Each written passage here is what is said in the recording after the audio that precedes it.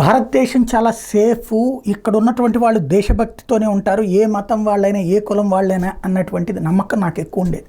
కానీ ఈ మధ్యన చూస్తుంటే ఎన్ఐఏ సోదాల్లో బయటపడుతున్నటువంటి వాళ్ళని చూస్తుంటే ఒక భయం వేస్తే, తాజాగా ఏదైతే ఇరాన్ అంశంలో నేను మాట్లాడినటువంటి సందర్భంలో వచ్చినటువంటి చూశాక నాకు ఒక రకంగా భవిష్యత్తు గురించి భయం వేస్తుంది భారతదేశం మీద.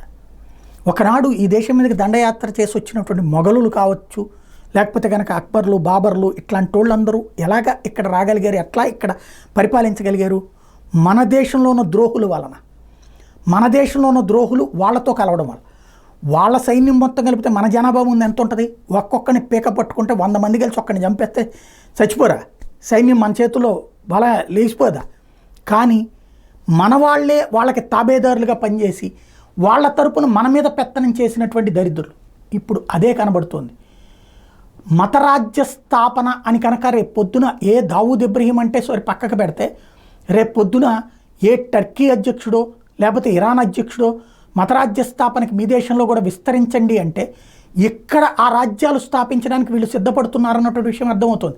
ఇప్పటిదాకా హిందువులు ముక్కోటి దేవతలను పూజిస్తారు, అలాగే ముస్లింలు అల్లాని వాళ్ళు ప్రార్థిస్తారు, క్రైస్తవులు జీసస్ని ప్రార్థిస్తారు, ఇంతవరకే తెలుసు. అలా కాకుండా ఇప్పుడు వ్యక్తులని పూజించడం ప్రారంభించి వాళ్ళని ఖలీఫాగా ఎంచుకుని వాళ్ళ ఆధ్వర్యంలో రాజ్యం ఉండాలి, ప్రపంచమంతా వాళ్ళ చేతి కిందకి రావాలని కోరుకోవడం అంటే భారత్ను కూడా తీసుకెళ్ళి వాళ్ళ చేతిలో పరిపాలనలోకి తీసుకెళ్లాలనే కదా.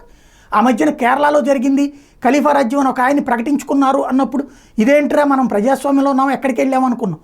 ఇప్పుడు చూస్తే చివరికి ఇరాన్ అధ్యక్షుని ఖలీఫాగా ఫీల్ అయ్యి ఆయన్ని భక్తితో కొలుస్తా చివరికి భారత్లో ఉన్నటువంటి తోటి సహచరుల్ని చంపేస్తామని బెదిరించేటటువంటి స్థితికి వచ్చిందంటే, అంటే రేపు పొద్దున కనుక ఒకవేళ వాళ్ళు ఏదన్నా యుద్ధోన్మాదంతో, ఇప్పటికే ఆయన ఇరాన్ నుంచి ఆ చుట్టుపక్కల ఉన్నటువంటి దేశాలన్నిటి మీద పెత్తనం చేస్తున్నాడు.